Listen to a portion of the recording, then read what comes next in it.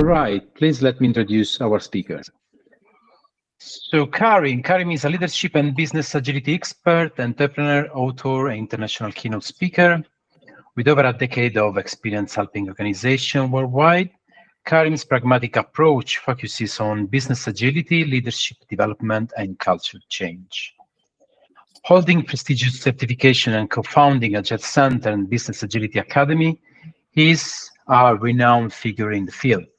Get ready to gain valuable insight from Karim, the creator of Business Agility Canvas and author of the best-selling book, The 6 Enablers of Business Agility. Please welcome Karim. Hi, Karim. Hi there. Well, thank you so much for that lovely introduction and for hosting me all the way from London. So the marvels of modern technology means that I can speak anywhere without even leaving my garden. So thank you for coming, and it's great to be speaking at your meetup. So my name is Karim, and I'm going to be talking about the neuroscience of agile leadership, a little bit about how the brain works. So I'm not going to go too deep, but I'm just going to give you some tools and techniques which I think will be useful for you. So I'm going to be sharing some slides, and there'll be about 5 minutes where I'm going to invite you to collaborate on a mural board as well. So I will get going. Now, let me see if I can share my screen. So you can't share your screen. Okay. Let me play around with one or two things. Google Chrome. I'm normally a Zoom user, so bear with me. I may need to dip in and out, but I'll be right back. Give me 1 second.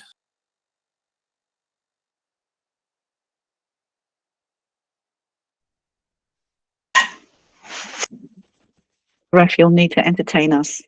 Yeah. Maybe sing for us or something. Yeah. Hey guys. Yeah, there you go, Karim. I'm back. Sorry. It normally works. Today it decided I needed to update some settings. So that's presenting for you. So let me try that again. There we go. Hopefully you can see that. Can you all see yes. my main slide, the neuroscience of agile leadership?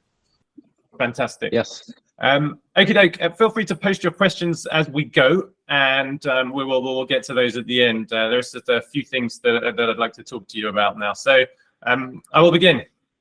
And I'll begin by taking you back to 1994, when I was 14. Yes, I've just given my age away. I was born in 1980.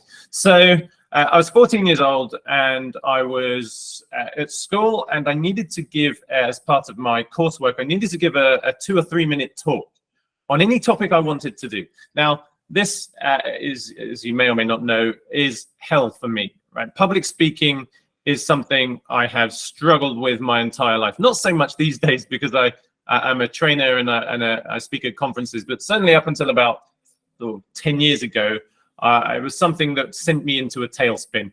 And this was no exception. 14 years old, in school, and I had to deliver this talk. And I'd practiced the night before, and I was pretty happy with my talk. I knew it. I delivered it over and over again. I'd practiced. I stood up in front of my classmates, and I had no idea what I was going to say at all. Luckily, I'd written some notes down on a piece of paper, but my hand was shaking so much that I didn't want to hold the piece of paper because it would look like I was shaking so much, and I didn't want to do that in front of all of my school friends. So I'd put the piece of paper down. Anyway, I bumbled my way through it. It was a pretty hideous experience, and I sat down. Heart felt like it was going to explode out of my chest. You may have experienced something similar in some parts of your life as well. So something was going on with me right there. And at that point in time, my brain was not operating like I would normally want my brain to operate. And whilst an extreme example, that happens to us on almost a daily basis sometimes in organizations. And we're going to unpack that a little bit and the implications for us as leaders. So what are we going to learn today?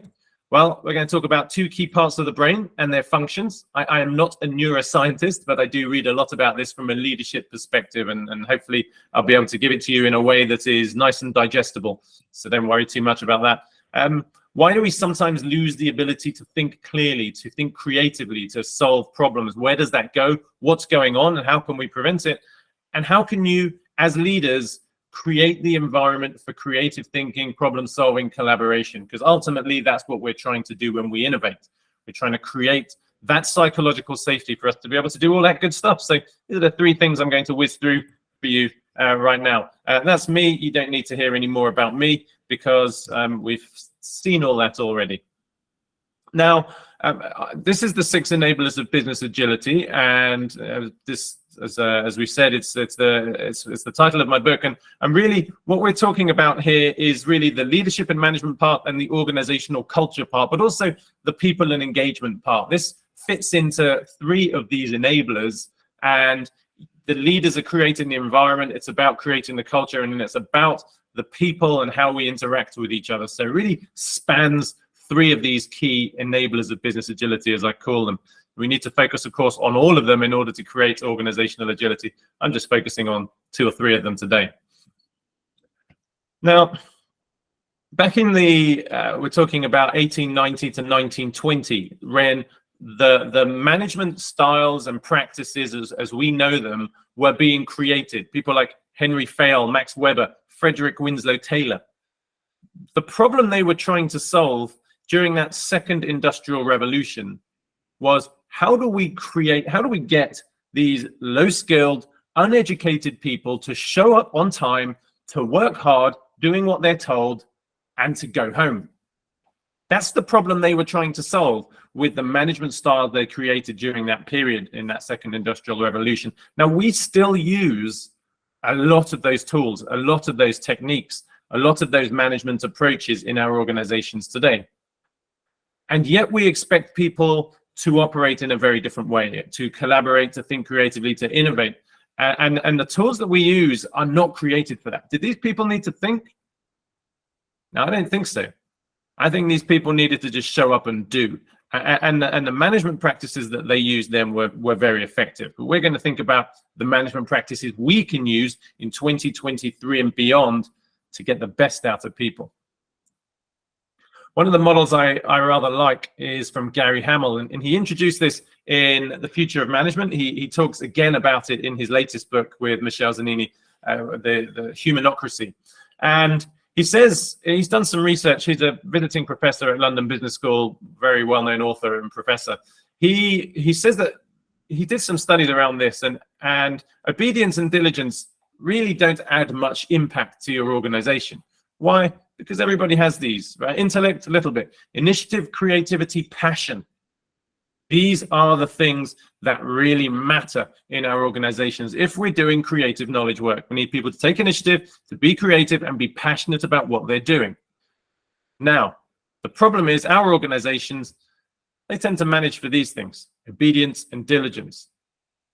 And I'd urge you to have a think about the policies in your organization, from timesheets to dress code to expense policies to all of the bureaucracy that you have. What's it designed for? It's designed for obedience. It's designed for diligence. It's designed for people to follow the rules. Is it designed for initiative, creativity, and passion? And most often the answer is no, it's not. And so there's a reason for that, and we're gonna unpack that a little bit. What I'm going to do now is ask this question, and I'll invite you to just type in the chat here. When do you do your best thinking? When do you come up with your best ideas? I'm going to stop sharing my slides, and I'm going to have a little look in the chat. And feel free to place 1 or 2 answers in there. Go overnight when I'm bored. I like that, Carla, because when you're bored, it means you're not doing things, right? You're not answering emails, you're not doing admin. And so your brain is allowed to wander. Walking, again, similar kind of thing. Swimming at 2 a.m. Sorry about that. I hope that you get to sleep around that time as well. When I'm running, see, there's a theme, right? Running or swimming, in the shower, standing up. It's when you're relaxed. I think we've even got that in the bath, relaxing. It's when you're relaxed, is when you feel safe. It's not when you're rushing around. It's not when you're stressed. People never write in here, when I do my best thinking, when I've got a deadline and I'm rushing and I'm stressed and I want to get a load of things done. So thank you for sharing those. I like that. You know, you've put in the kind of things that I typically see. So thank you. Now, I'm going to show you this, which is the thing that I share with leaders when I'm trying to help them understand the difference between agile leadership and traditional leadership. Because traditional leadership or management, and I'm going to conflate the two for now, it's very much about telling people what to do, how to do it, that traditional approach. We're saying now we need to focus less on the work, more on the culture, the strategy, the structure, the policies, the direction, creating the environment. We need to decentralize as much decision-making as possible. We know all about that through agile approaches. And we need to encourage the support and growth of those around you, because the higher up you go in an organization, the more your success depends on others being successful. So that's why the coaching approach, the coaching leadership approach works really well. Now, of course, in order to decentralize decision-making, we need to create an environment of trust, of psychological safety, and creative thinking, because otherwise people will make bad decisions. So we as leaders need to take that on. And for that, we need to understand the brain. So the first part of the brain I'm going to talk about here is the limbic system. Now, when my wife was expecting my first daughter, I've got two little girls, little angels, who were just being packed off to school, and they're 8 and 10, and it was 2012 when my wife was expecting my first, and we went on a little trip around the east coast of the States. So we hit New York, we hit DC, and we explored some of the national parks on the East Coast. And we were in Shenandoah National Park, walking around. It was a beautiful day. There was no one around. We were in the woods. We turned a corner, and you can probably guess from that picture what we saw. About 3 meters away was a giant black bear, standing on its back legs as well. So I don't know if you know the scale of these things, right? But you know, I'm a big guy. This thing absolutely towered over me, right? It could have destroyed me with one swipe of its paw if it wanted. Rather, thankfully, it seemed to not want to destroy me, and it looked at me, and we looked at him or her. I think it was a her, actually. It was said the ranger later on, and probably had cubs too, so it could well have been aggressive. And so we kind of backed away. But at that point in time, heart rate was going, a bit like when I gave my talk as a 14-year-old, right? Heart rate was going, and fight, flight, or freeze mode had been enabled. Now, for me, that's the kind of the big thing the limbic system does. Yes, it processes emotions, and it does a lot of that stuff, right? It's the mammalian brain. So reptiles don't have a limbic system. They don't feel emotions. I'm sorry to break it to you. If you think that your lizard or your snake is pleased to see you when you come home, they're probably not. Sorry about that. But your cat and your dog probably are, on the plus side. So this is what mammals have, and this is where we process emotions. The sort of the hypothalamus, the amygdala, the thalamus, the hippocampus, these kind of things. Now, one of the things it's designed to do is to keep us alive, right? And so it moves us towards rewards, and it moves us away from threats, like black bears, for example. Right? Threat, move away from the bear. But also move us towards rewards, to food, to the opportunity to pass on our genes. And it's kind of driving us towards things that keep us alive, driving us away from things that might kill us. So it's quite useful in that respect.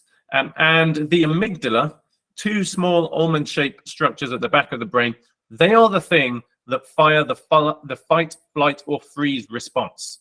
That was the thing that activated cortisol and adrenaline in our bloodstream when we saw the black bear. That was the thing that fired off when I went to give my talk back in school. And so that's the smoke alarm, if you like. It's saying danger, danger.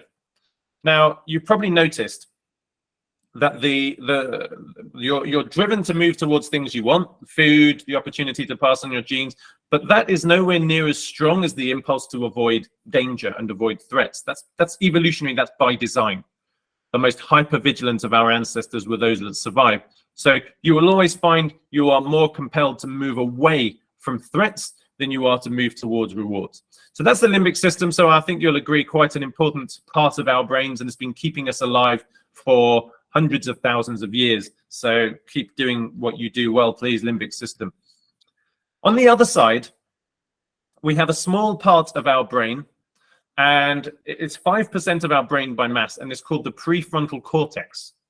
Now, this is one of the newest structures in our brain, and this is what defines us as humans. Right? Most mammals just don't really have this. This is our ability to control deciding, recalling, understanding, memorizing, and inhibiting. Now, some combination of those things is responsible for us, and have a think about how closely this matches your job description if you have one.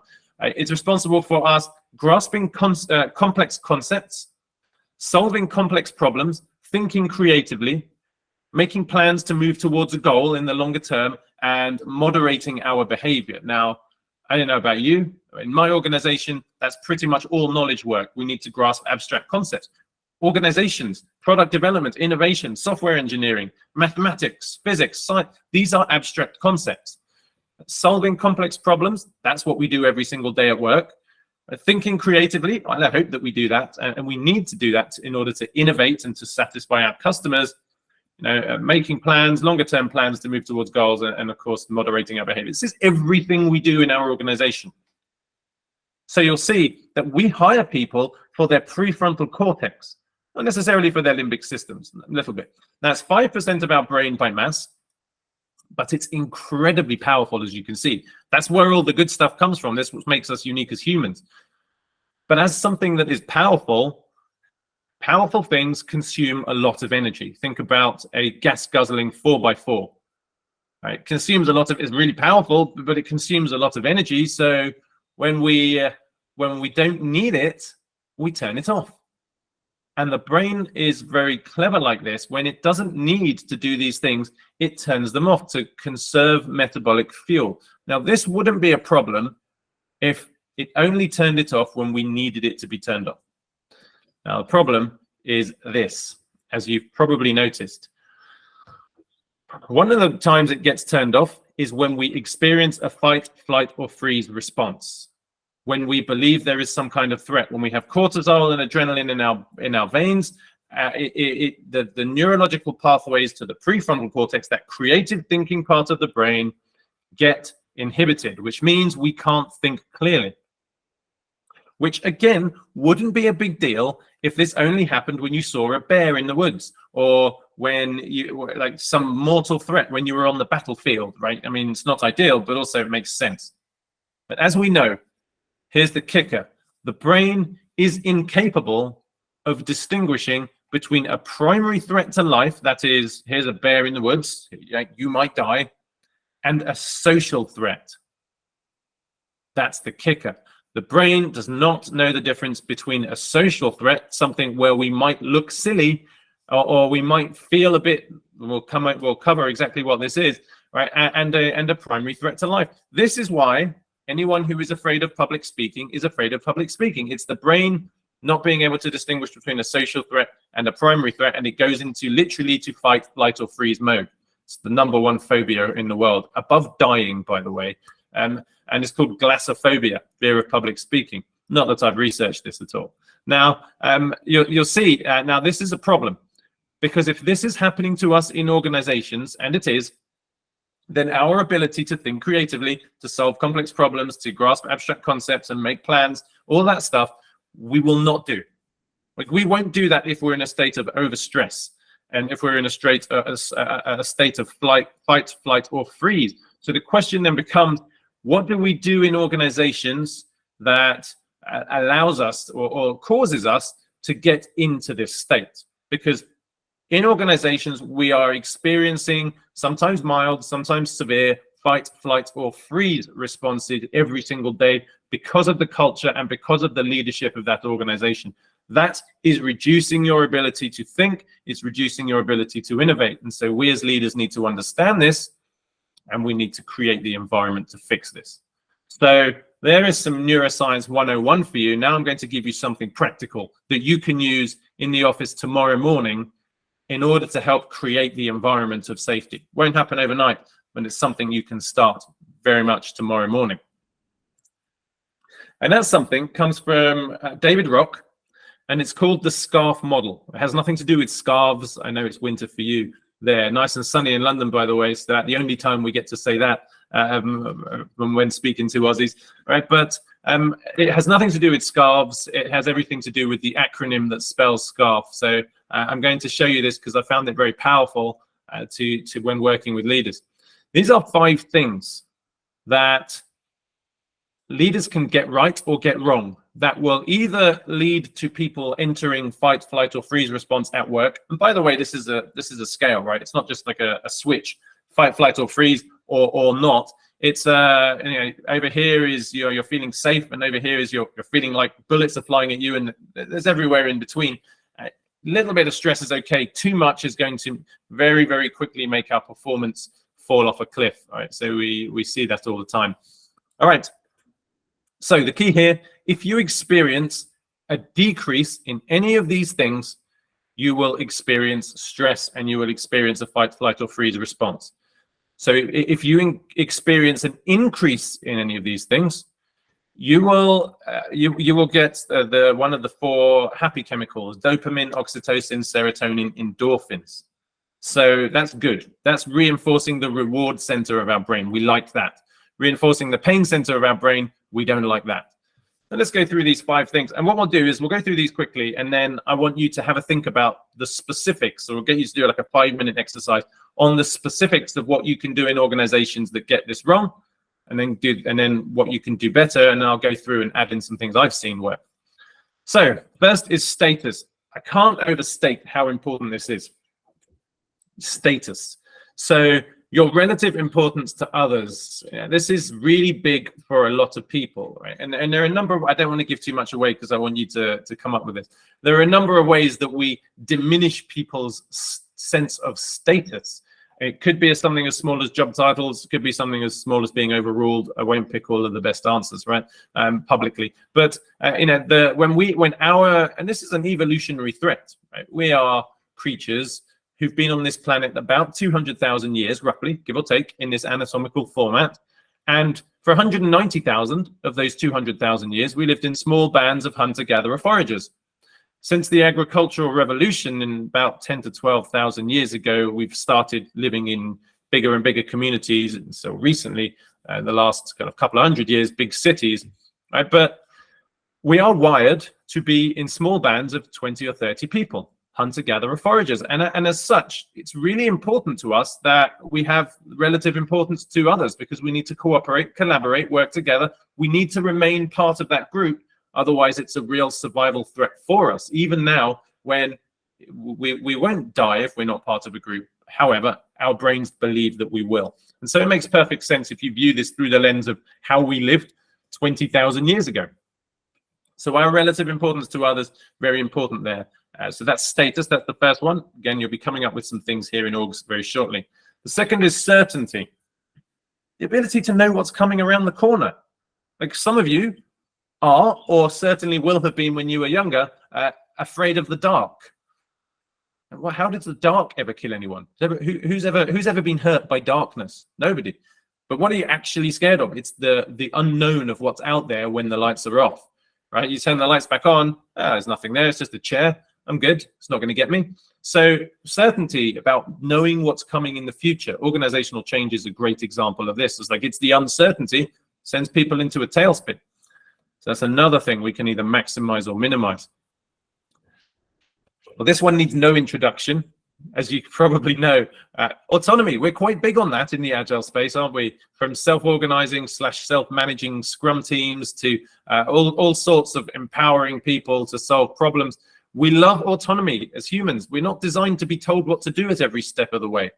Again, we were super cooperators back in the day when we were evolving, and we didn't have this formal hierarchy, right? We had some higher status, but we didn't have a boss. We didn't have a micromanager. And so we love a bit of autonomy, because if we're not in control of events, then somebody else is. And is that somebody else acting in our best interest? Maybe, maybe not. Relatedness. Again, this one's taken a real hit over the last 3 years since all of the events surrounding the pandemic. Our sense of safety with others, yes, but our sense of connection to others, because we're hardwired to want to connect with people. We do that through proximity. Again, we didn't evolve on the plains of Africa through Zoom and Slack and WhatsApp, right? We need to look into each other's eyes. We need proximity. We need physical touch. And that's how we build relationships. Of course, we can collaborate and work very effectively remotely, right? But it doesn't help us build relationships. It doesn't help us build safety and connection. So again, another one here, incredibly difficult to do in organizations, especially if you are remote. So you need to focus on it, right? I'm not saying it's impossible, but you need to spend time thinking about how you build those relationships, that trust, those connections.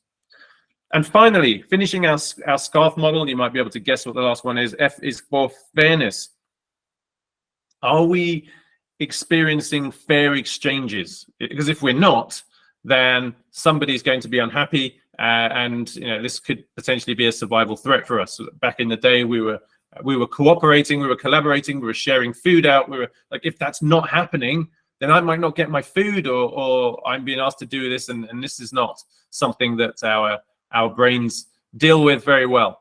So again, any reduction in these 5 things can send us into fight, flight, or freeze mode. Remember, that will be social threats that our brain interprets as primary threats to life. Fight, flight, or freeze mode exists. Prefrontal cortex shut down. Not good.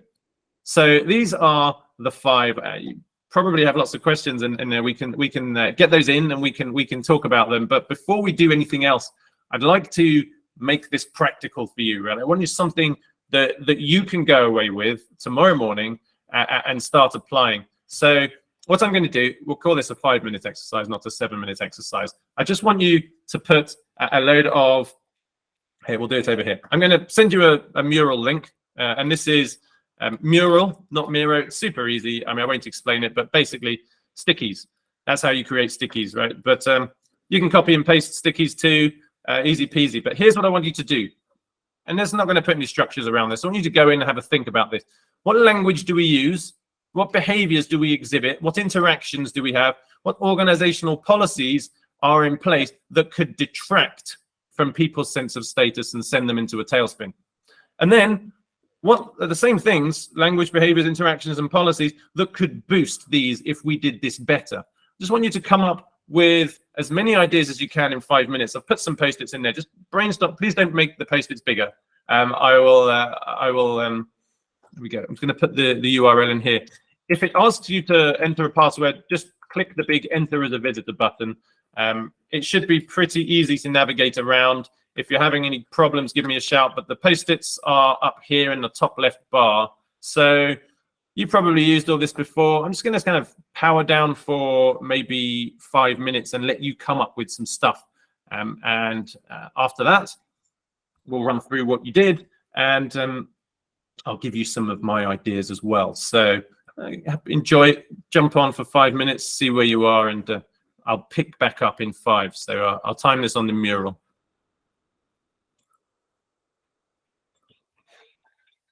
Good job. Seems like you're all in and able to work. The joys of 3 years of lockdown is we can all work mural now without an explanation.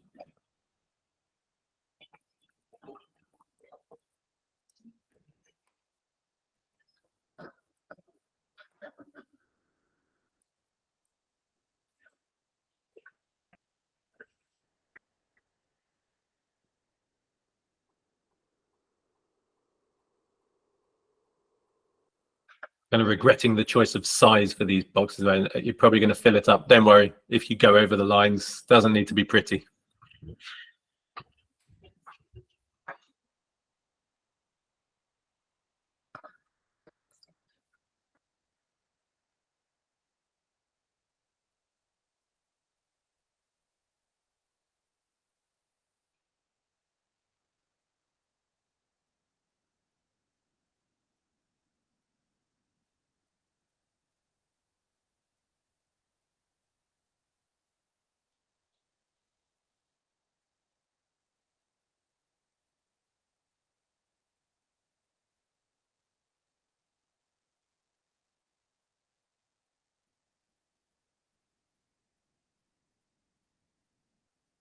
I have 3 minutes and 30 seconds remaining. It's when you scrape the barrel. That's when the good stuff comes up.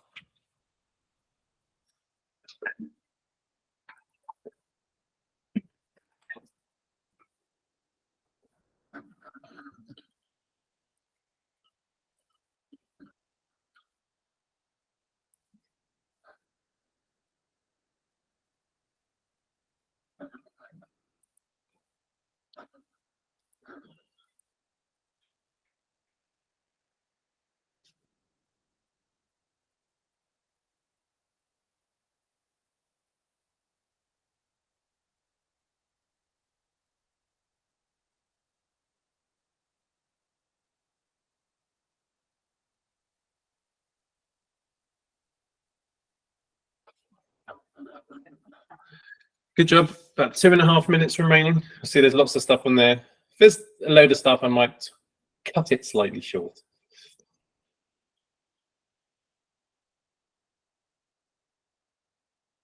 You have lots of good ideas, even after a full day's work.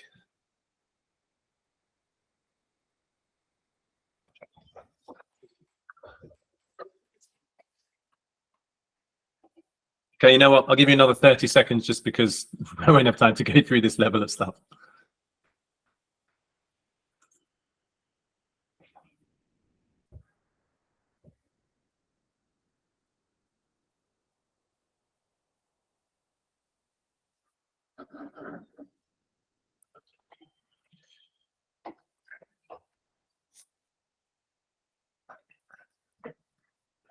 Another 15 seconds.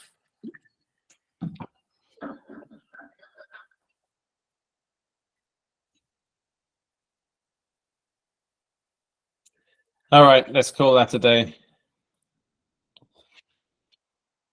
Good job, folks. You are livelier than I was expecting. I'll just delete some of these blank ones so we can see. Fab. Thank you for involving yourselves there.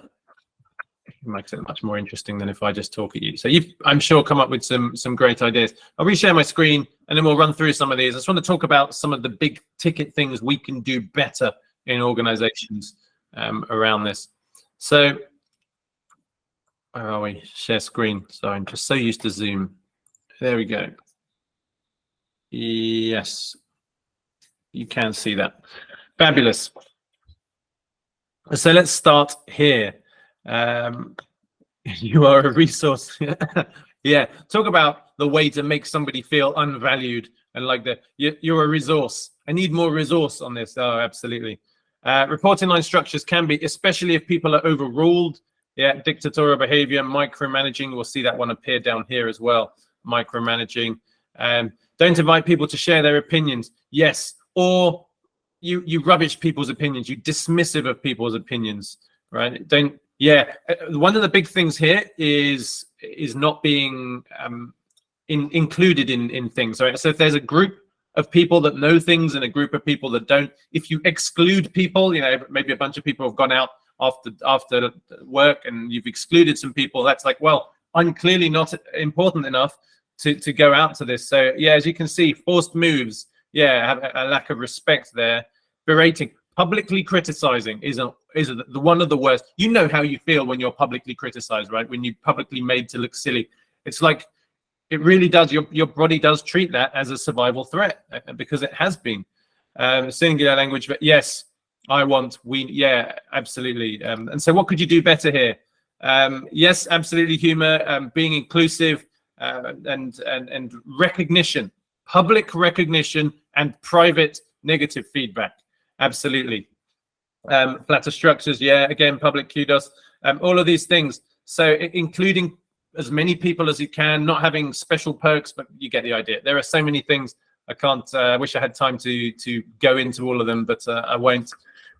In terms of certainty, yeah, surprises, you know, organizational change is a massive one. Changing things without people knowing what that looks like, changing scope, lack of communication, typically lack of clarity around vision, around strategy, around objectives. What are we trying to achieve? How are we doing? Are we doing all right? Are we not doing all right? Am I going to find out in 3 months' time when I get my annual review that I've had a bad year? I always remember that. I went in, I thought I worked hard. I would think I was quite a good software engineer. And, you know, I went to my annual review and, oh, you don't do this, this, this, or this. I was like, well, why didn't you say that 11 months ago instead of now? Right? And it's like, it kind of just hits you. You've constantly got that uncertainty. Right? They're just hanging over you. It's like, did I do well? Did I not do well? Right? You can deal with that by being honest, by being transparent, by communicating, by making clear the objectives, making clear how you're doing. Constant one-to-one coaching, like, how is it going? Clear goals. Yeah, you get the idea here, right? Organizational change needs to be very clear what the implications are for you. So again, you can, everything you do, your language, your interactions, you can frame around this. Am I going to detract any of these things? And is that going to send people into fight, flight, or freeze mode? Top down, this is an easy one, right? Time-sheeted hours. Yeah, right. Especially if you're tracking actuals versus estimates. It's like, hey, you didn't do this quickly enough, all that.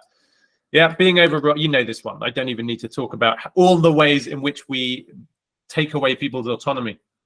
However, it's not just people, it's organizational policies. It's like, oh, I want to do this, but the system doesn't let me, or the rules don't let me. It's like, oh, come on.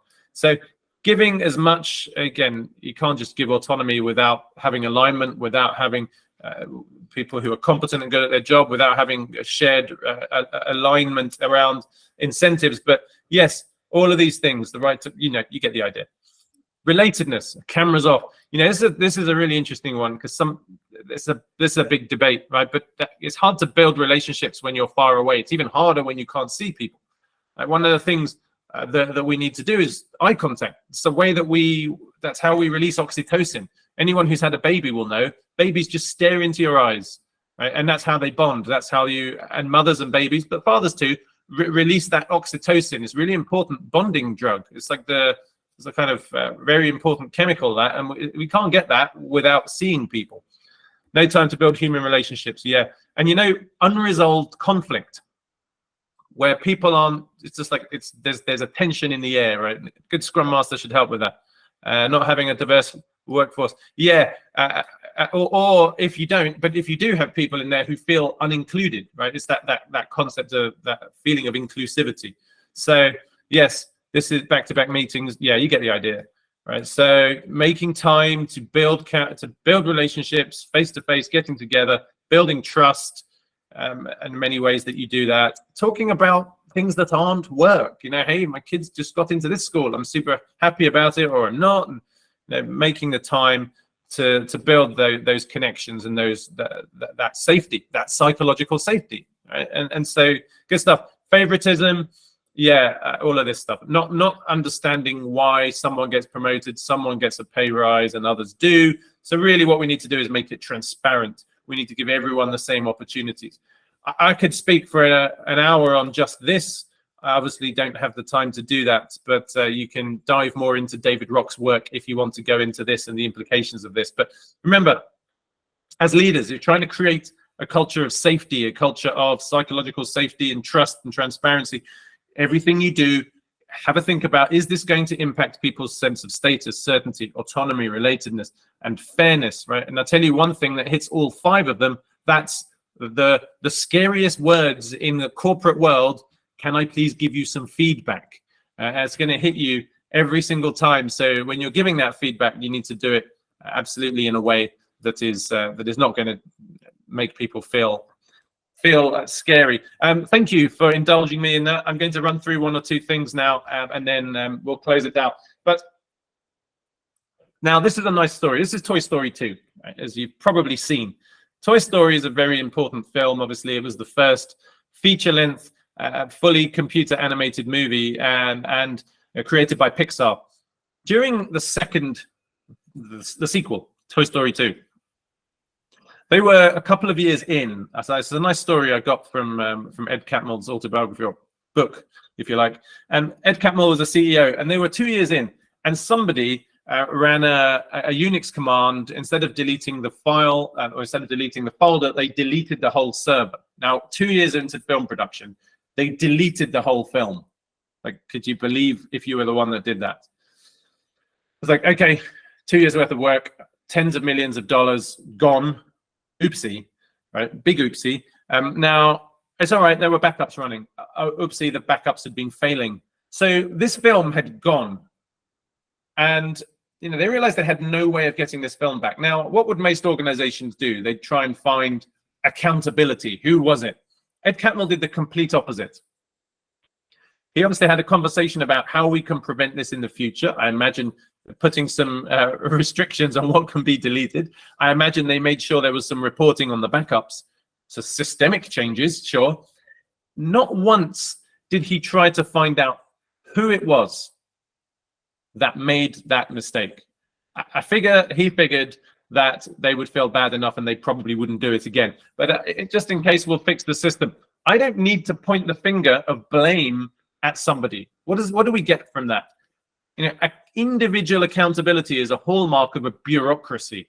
A creative organization is the opposite of a bureaucracy. They're not trying to generate repeating results. They're trying to generate new things. And for that, you need people to think creatively. You need people to do all the things that the prefrontal cortex does. And there's just no way they would be able to do that if they were not psychologically safe. So Ed Catmull knew not to detract from people's safety there. I love that. And this is from Sir Ken Robinson's TED Talk. If you're not prepared to be wrong, you'll never come up with anything original. It needs to be okay to make mistakes. Now, you know about psychological safety. Acts of vulnerability, making mistakes, asking for help, admitting failure. These need to be rewarded, not punished, if you want to create a state of safety. And if you want people to act not in survival mode, but in achievement mode. So it's incredibly important that we do that, not celebrating failures, but recognizing failures are an inevitable stepping stone to success, and being okay with that, I think, is incredibly important. Now, during lockdown, the first lockdown, we thankfully have a decent sized garden, probably not by Aussie standards, but by North London standards, we do, and we spent a lot of time out there because it was a beautiful summer, mercifully. And my girls were growing sunflowers. And my youngest, who was 6 at the time, she was unhappy. Maybe she was even 5. She was unhappy at the rate of growth of her sunflower. So I saw her fiddling with it. I think she was trying to stretch it, or I don't know whatever goes on in the mind of a 5-year-old. And I tried to have a conversation with her, and she said to me, "Daddy, how can I make it grow faster?" And I said, "Well, you can't make it grow faster. What you can do is create the conditions for it to do so, like give it enough water, enough soil, enough nutrients, and put it in the sun and give it what it needs, and it will want to do that." And for me, that's a great metaphor for leadership. You cannot command engagement, you cannot command motivation, you cannot command collaboration, you cannot command innovation, you cannot command psychological safety. What you can do, though, is create the environment in which that's more likely through your behaviors, through the systems and the policies and the structures you put in place, through the metrics and the targets, through the language, the culture that you create. You can craft an environment whereby this stuff is much more likely to happen. We've touched on a slither of what you can do, and we've touched on a little bit about the prefrontal cortex and the limbic system and how we want to create the environment for people to operate in that prefrontal cortex. There's so much other stuff around psychological safety you'll need to do to create the culture of collaboration, of innovation, and all the stuff that we know is vital. So consider yourselves, if you're leaders, as not architects that design something, but as gardeners, as creating the environment for this stuff to work. When a flower fails to bloom, we don't blame the flower, right? We fix the environment in which the flower is growing. It's a nice quote. I forget who made it, but I probably butchered it there. So some key takeaways for you now, because I wanted to finish about 20 past the hour. Remarkably, I've actually managed to do that. Some key takeaways. Knowledge work and innovation require complex problem solving and creativity. Like, most management systems and structures are not designed to give you those things. So in many orgs, people are in a constant state of overstress. Little bit of stress, yes. Too much stress, it's going to inhibit your thinking, inhibit your creativity, and all those abilities to solve problems that we know are important. So in order to be effective, what do we need to do? We need to actively craft the environment for creativity, for thinking, of psychological safety. The conditions of people operating in that prefrontal cortex, that little 5% of the brain that packs a powerful punch. And you can use the scarf model as a lens on how you create that. Everything you do, you can think, is this going to detract from people's sense of status, certainty, autonomy, relatedness, fairness? If so, this is going to backfire. If we can boost those things, we're going to get much, much more of the good stuff. So I'd urge you to bear that in mind when you're putting policies in place. When the language you use is incredibly important, the interactions you have, and the interactions people in the team have, right? You need to create that culture. So how do you find out more about this stuff? Well, you can read David Rock's his paper. He's got the Neuro Leadership Journal, but he's got a white paper on the SCARF model. He's also got a great book called your brain at work as well, which is excellent, and I'd urge you to check that out. But there's a lot of stuff happening here. You can read Amy Edmondson's work on psychological safety. It's a similar kind of thing.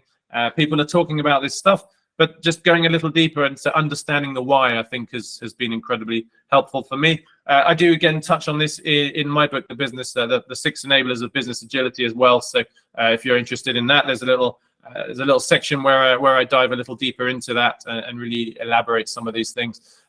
And finally, firstly, thank you for coming and for listening. And I'm looking forward to some of the questions and the discussion. For me, that's the fun part. If you would like to connect with me, you're welcome to do that. You can scan this, or I'll just paste this in here. This is a link. This just connects to everything. Yes, I do have a TikTok channel. It's not very popular, but I do, and I'd love to connect with some of you. I'm just going to post that in the chat. If you'd like to connect on Twitter, on LinkedIn, if you'd like to reach out and say hi, then I'd love to be connected to you all. And so it's been wonderful speaking to you, and I'm going to try and work out some of the questions now. But thank you for listening. Thank you, Karim. Thank you very much. Yeah, my takeaway is create the environment for thinking and creativity. Thank you very much. Do you want to facilitate the questions? It's a tool I've never used. Yeah, well, no worries. I can do that. Thanks. Yeah, we have for the moment 3 questions. If you guys want to ask questions, on the bar, the lower bar on the right, there are some geometries like triangles and stuff. Click on that one, and then you will have a drop down. Click on Q&A, and you will be able to ask questions. Yeah, thanks, Maurice. We have a few questions here. So first one is from Kieran.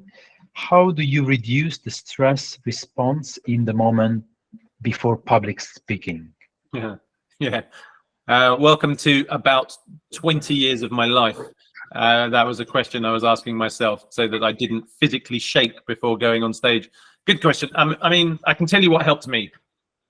The first thing I did was I tried to study public speaking as much as possible so that I felt prepared in the structure of my talk. I always like to start with a story, because especially if it's a true story, because I'm not going to forget something that's happened in my life. Right? I'm not going to go on stage and be like, oh, what did happen when I was 14? It's like, I know that's so deeply ingrained. It's like, it's not something I've just memorized. So start with a personal story, or even better, maybe ask a question. Ask the question of what, and say, hands up if you've ever X, Y, and Z, right? And for me, like, as soon as I start talking, I relax a bit. So get that first minute or so absolutely sorted, rather than going up there going, my name's, because that's never engaging for a start. Breathing, I find incredibly useful. So deep breath in, long, slow breath out, helps to center me. But the number one thing is just do it. Just put yourself out there and do it in a safe space. So I started doing it at conferences. I'd have about 10 people in the room. Then I had 20, and then I had 30. And then the last Scrum gathering, I had 200. And yeah, I had a few heart flutters, but I walked out there and I was fine. Just because I do it and I do it and I do it, it's like you have to expose yourself to the thing you're afraid of in order to desensitize yourself. So I'd say get out there and take as many opportunities to speak publicly as you can. Start small and then build it out. But definitely memorize the first part, the first kind of line or two, or the first story that you're going to tell. You relax into it after that. I mean, there's a lot of other stuff you can do as well. A great book you can read, my favorite book on this, is Talk Like Ted. It's much more about the mechanics of speaking, but there's some stuff in there about the psychological aspect to it as well.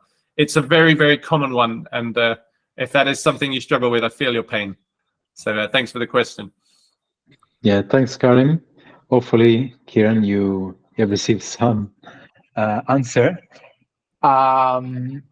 Then there is Kylie is asking, I've heard of fight, flight, freeze plus faint foam. Why don't people talk about the last two?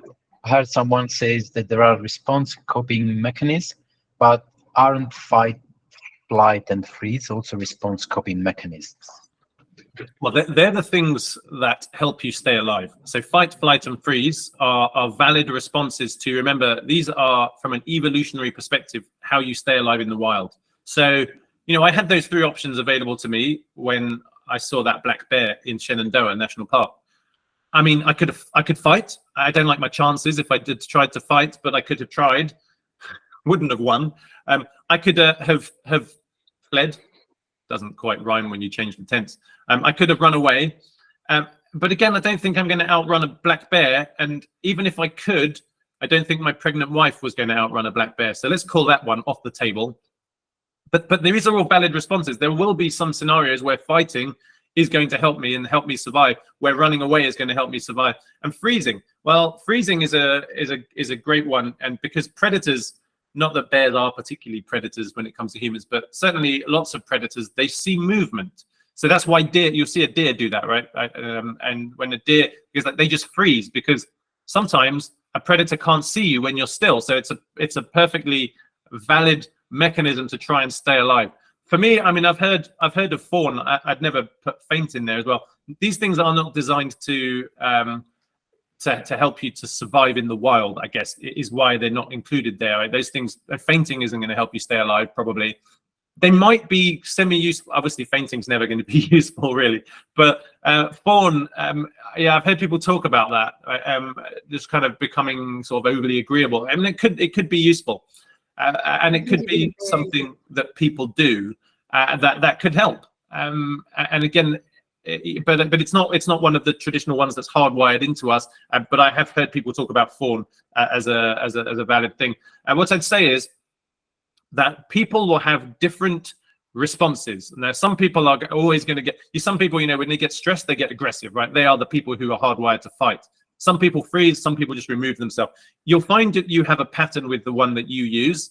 And you'll also find you have a pattern with which of those 5 elements of the SCARF model, maybe 1 or 2 of them resonate more with you than the others do. So for me, autonomy is a big one. And I think status is a big one for me as well.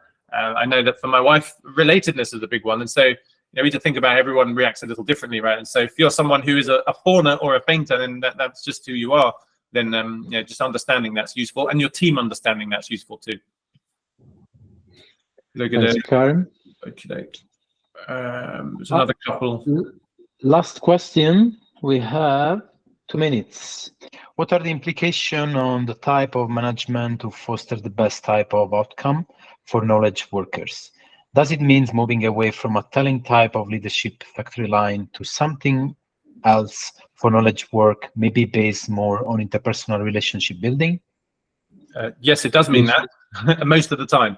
Now, I mean, I'm never going to say always, right? But remember that factory line, again, this is why I start with that. The problem they were trying to solve wasn't how do I get people to think creatively? It's like, how do I get people to screw on the wheels of a Model T over and over and over again? It's like, well, that's one style of leadership. How do I get people to engage with customers, to understand their challenges and to think of solutions to their problems and then implement them? That's a very different type of challenge. And so for that, we need that psychological safety, that creative thinking, and we need to empower people in alignment with intent and with the right competency and the right incentive. We need to empower people to make their own decisions. And that's really it. If people are making decisions every day because we've empowered them, we need to create the environment for them to make good decisions. And that's where psychological safety comes from. But we still have some factory line work going on, and maybe you don't need to do it. I know Toyota could say that they empower people, right? But there will be some workers, you don't need to do this, right? I've done some pretty terrible jobs in my time, right? And you know, taking McDonald's fries out of a freezer and loading them into a trolley. You probably don't need psychological safety in that environment, but most of my clients aren't doing that. Most of my clients are trying to innovate and trying to delight their customers with great, valuable products. And so, yeah, absolutely, the implications are, as the world gets more volatile, uncertain, complex, and ambiguous, and we decentralize more decision-making, we need to focus much more on creating the environment for safety and creative thinking. That's most of the time, not 100% of the time, though. So, yes, absolutely, they're the implications. It's the bottom of the hour now. I think we're out of time. Is that right? Yeah. Thanks, Karim. Yeah. It's 6:30 sharp. Yeah. Sorry, we won't be able to answer to all the questions. Thank you. Yeah. Thank you all for attending, and yeah, Karim, for sharing.